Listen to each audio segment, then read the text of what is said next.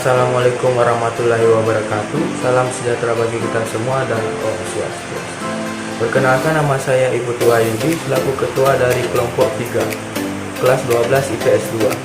Berikut nama-nama anggota kelompok 3. Saya atas nama Igede Raditya dari kelompok 3 kelas 12 IPS 2. Perkenalkan, nama saya Petinda Pratiwi, kelompok 3 dari kelas 12 IPS 2. Perkenalkan, nama saya Siti Fatima. Perkenalkan, nama saya Jeffrey Januarta dari kelompok 3. Saya atas nama Imadius Bawa dari kelompok 3 12 IPS 2. Perkenalkan, nama saya Gadaraka, saya dari kelompok 3 dan kelas 12 IPS 2. Latar belakang konflik di Eropa. Yang pertama yaitu konflik Bosnia dan Herzegovina. Sejak meninggalnya Presiden Tito pada tahun 1980, negara-negara di bagian Yugoslavia menuntut akan sebuah kemerdekaan di Bosnia. Kemudian yang kedua yaitu konflik di Nagorno-Karabakh. Uni Soviet terbagi menjadi dua kawasan wilayah, yaitu sebagai wilayah federasi dan memutuskan wilayah Nagorno-Karabakh sebagai wilayah yang sangat resmi dari Azerbaijan. Kemudian yang ketiga yaitu konflik di Ukraina.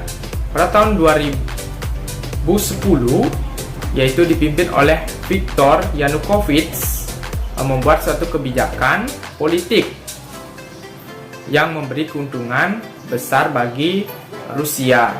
Dengan hal tersebut, kemudian rakyat Ukraina menuntut pemerintahan Ukraina agar melakukan hubungan kerjasama dengan Uni Eropa yang akan memberikan keuntungan bagi Ukraina.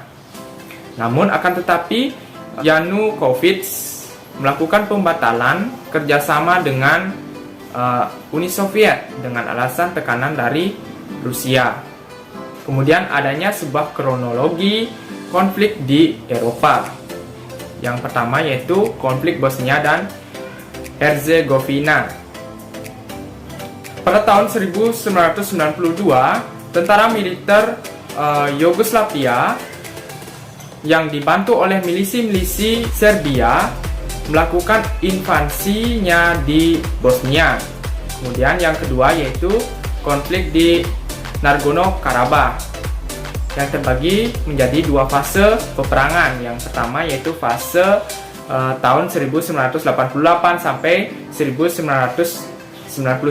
Kemudian fase yang kedua yaitu pada tahun 1992 sampai 1994.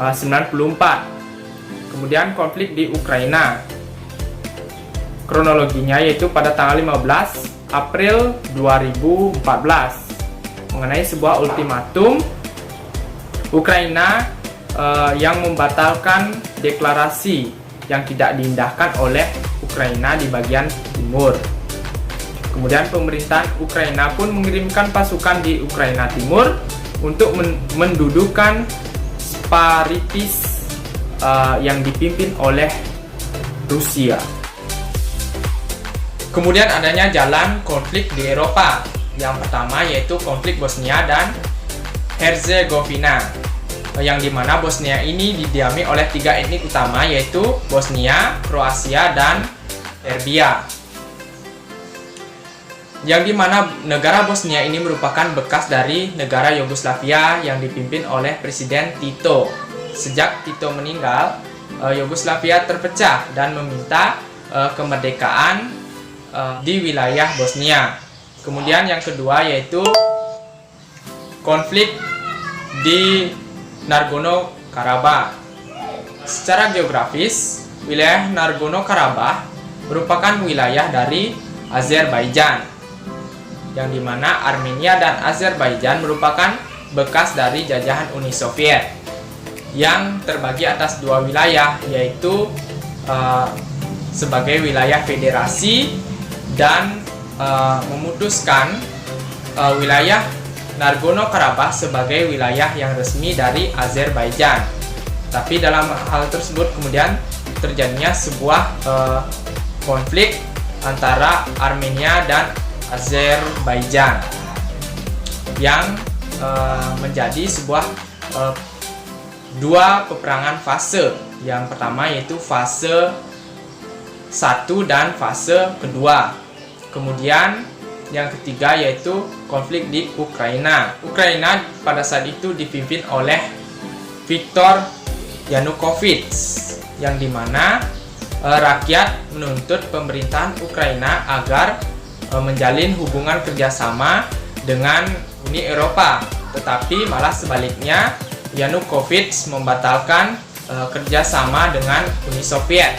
Hal tersebut membuat terjadinya kekacauan dan ancaman dari rakyat Ukraina.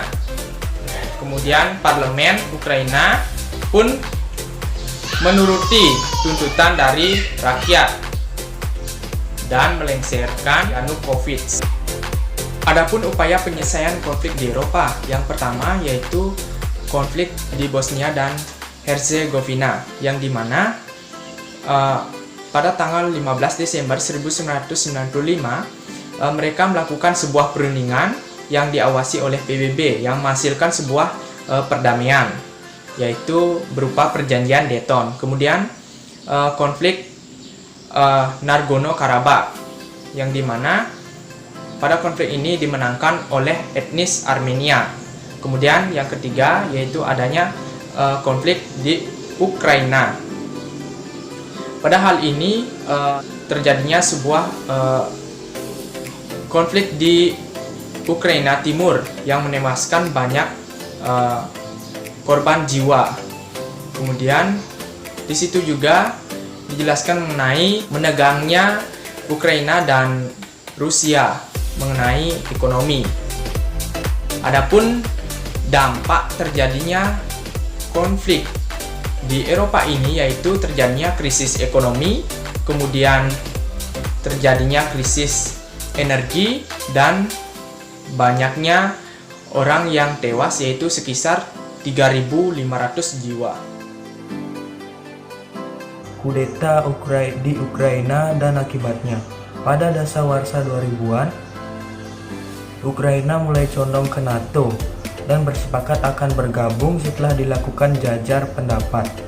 Namun semua batal karena Presiden Yanukovych berubah pikiran dan mendekat ke Rusia.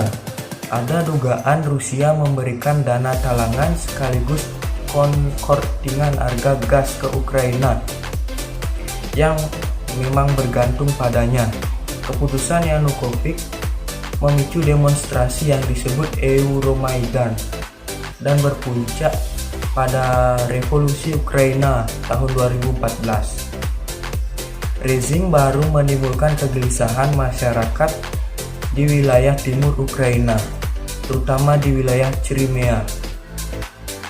Hal itu karena kebijakannya yang nasionalis dan melarang penggunaan bahasa Rusia. Padahal sebelum tahun 1954,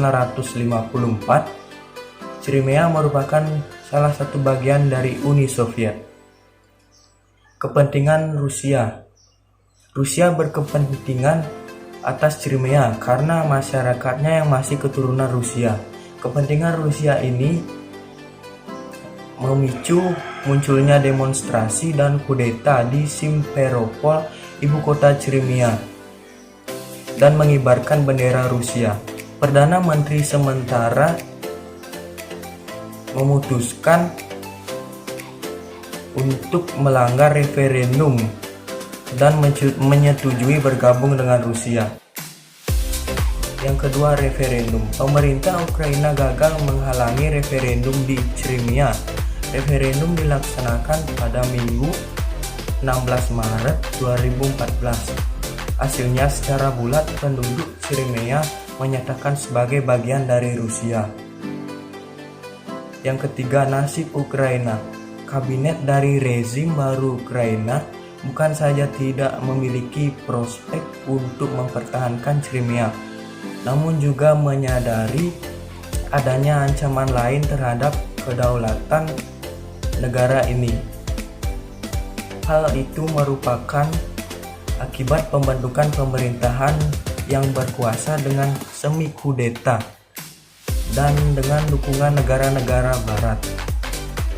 Kini peran Ukraina dalam menentukan nasibnya sangat minim ketimbang sebelumnya, dan kedaulatan wilayah, persatuan nasional, serta kedaulatan pemerintahan mengalami ancaman yang serius dibandingkan masa lalunya.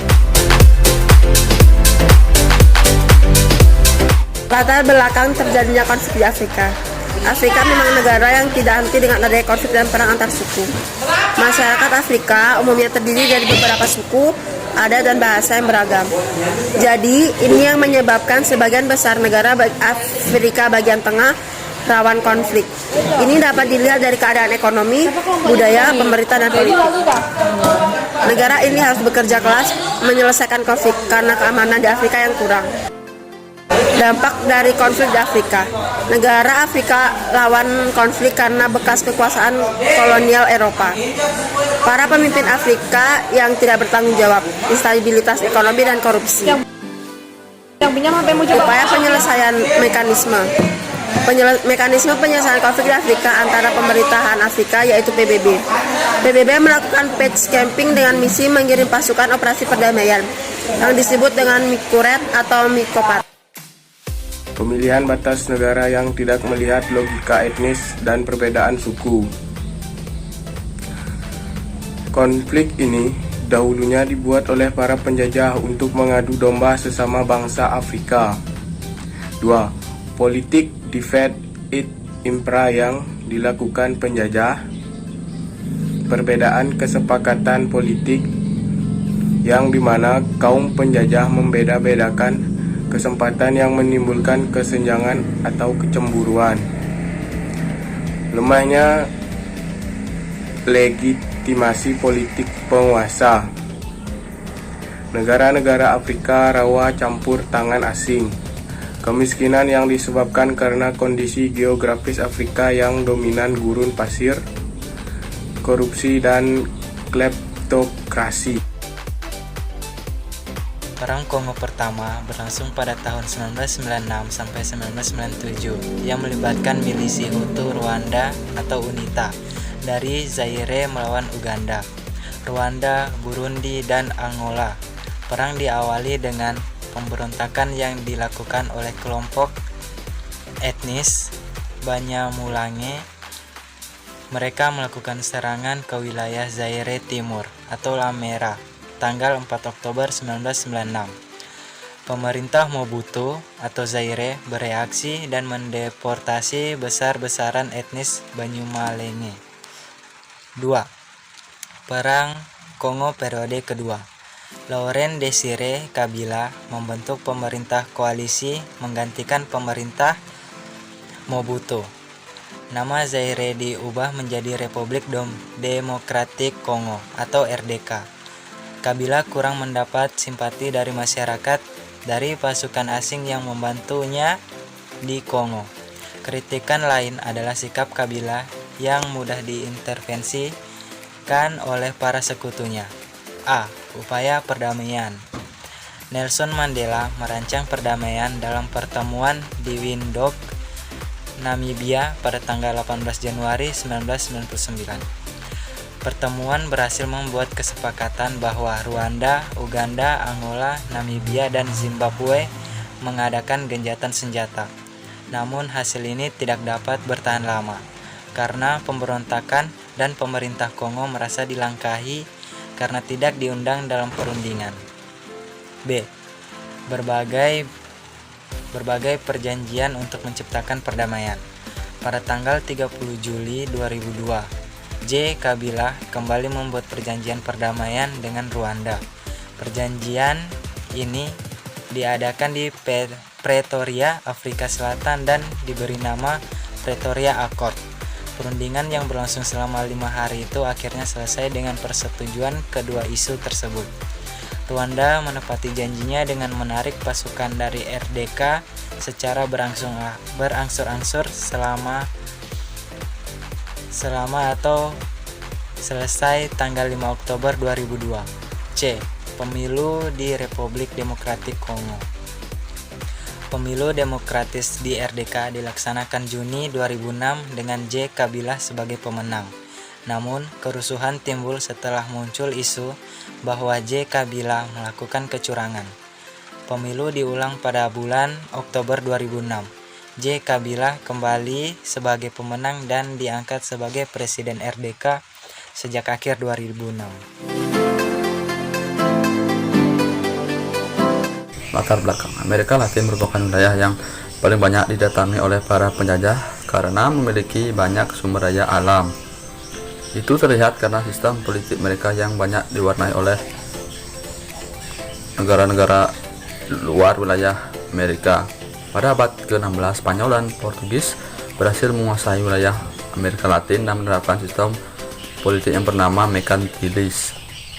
Kemudian pada abad ke-17 sampai 18, wilayah Amerika Latin kembali menjadi perebutan oleh penjajah Eropa yang menyebabkan Amerika Latin bergantung pada ekonomi kapital pasca kemerdekaan. 2. Kronologi. 1. Di Kolombia.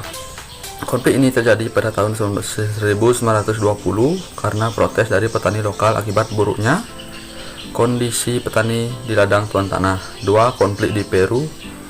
Konflik ini terjadi pada tahun 1980. Pembangunan yang tidak merata menyebabkan kemiskinan dan kesenjangan sosial di Peru dan menyebabkan munculnya kelompok-kelompok pemberontak yang menginginkan keadilan. 3. Konflik di Venezuela. Kolombia memasuki tahun 1998. Wajah Venezuela berubah setelah presiden terpilih baru mereka yaitu Hugo Chavez mengalahkan revolusi Bolivarna. 3. Jalan perang. Jalan perang di Kolombia pada tahun 1964. Pemerintah Kolombia melakukan penyerangan ke markas milisi petani di Kolombia Selatan atas dukungan kubu Partai Konservatif dan Amerika Serikat. 2. Jalan perang konflik di Peru. Kelompok Sendero Luminoso mulai menunjukkan aksinya pertama kali pada bulan Mei 1980 di kota Cusi dengan membakar surat hasil pemilu. 3. Konflik di Venezuela. Memasuki tahun 2015, Venezuela telah mendeportasi ribuan warga Kolombia yang tinggal di negaranya. Upaya penyelesaian 4. 1. Di Kolombia. Pada tahun 2002, pemerintah mulai menerapkan kebijakan keras untuk melumpuhkan anggota FARC atau Tentara Rakyat. 2. Di Peru. 1. Menghemat anggaran secara ketat untuk membebani perekonomian. 2. Memberikan legalitas kepada militer untuk mempersenjatai para petani untuk melawan pemberontak. 3. Di Venezuela. Venezuela dan Kolombia sama-sama menandatangani perjanjian damai setelah konflik selama 50 dekade. 5. Dampak bagi Amerika Latin. Setelah perang kemerdekaan, Amerika Latin mengalami perubahan di bidang seperti politik, sosial, budaya, ekonomi, agama, pendidikan, dan kepemilikan tanah. Konflik etnis di Amerika Selatan. Secara psikologi, etnis memiliki definisi, yaitu kelompok masyarakat yang terikat oleh kesamaan tertentu dan berbeda dengan kelompok lainnya. Di Indonesia sendiri, meski hanya sebuah negara, namun Indonesia terdiri dari berbagai etnis yang berbeda. Hal ini disebabkan karena Indonesia sendiri terikat oleh budaya-budaya dan suku-suku yang berbeda dari setiap wilayahnya. Sedangkan di Amerika Latin, mereka hanya terikat dalam kelompok suku Indian saja, sehingga mereka memiliki sifat yang cukup homogeni. Yang kedua yaitu konflik ideologi politik di Amerika Selatan. Amerika Selatan merupakan wilayah kawasan yang sangat kental dan terkenal dengan gerakan-gerakan sosialisasinya yang anti terhadap ideologi politik neoliberal. Ada beberapa negara yang memiliki ideologi politik yang cukup kental dan kerap kali sering terjadi konflik di negara tersebut, misalnya Bolivia dan Venezuela. Yang ketiga yaitu konflik ekonomi. Sama halnya dengan negara-negara berkembang lainnya, negara Amerika Selatan juga memiliki kekayaan yang cukup potensial untuk sumber daya alam.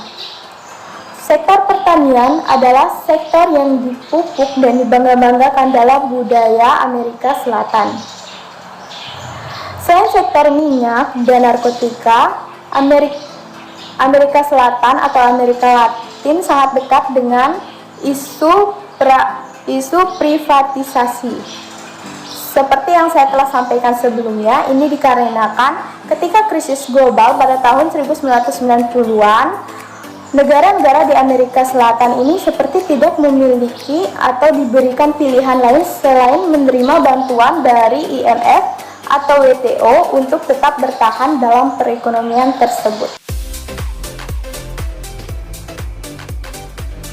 Yang keempat, konflik keagamaan. Rezim-rezim militer yang didirikan di Argentina, Chile, dan Uruguay pada tahun 70-an adalah tergolong tipe otoriterisme birokrasi. Mereka beroperasi dengan sebuah basis ideologi yang mirip yang disebut doktrin keamanan nasional.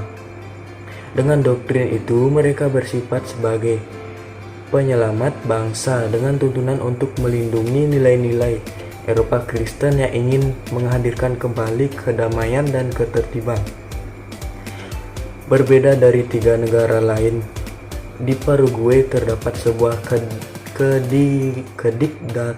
kediktatoran tradisional yang patrimonial dan berciri khas Amerika Tengah, khususnya ciri Karibia. Yang kelima, eksternal atau hubungan luar negeri. Untuk masalah hubungan luar negeri, untuk masalah hubungan luar negeri sendiri, negara-negara di Amerika Selatan seringkali berkonflik dengan negara-negara liberal kapitalis yang seringkali disebabkan oleh perbedaan ideologi di antara mereka.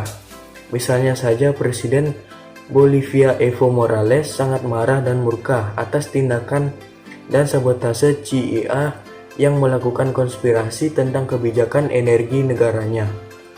Hal tersebut menjadi pemicu berupa tindakan Presiden Bolivia Evo Morales mengusir seorang pejabat kedutaan besar Amerika Serikat pada hari Selasa 10 Maret 2009, ketika pemimpin sayap kiri itu menyatakan Amerika Serikat telah ikut campur tangan dalam politik negerinya.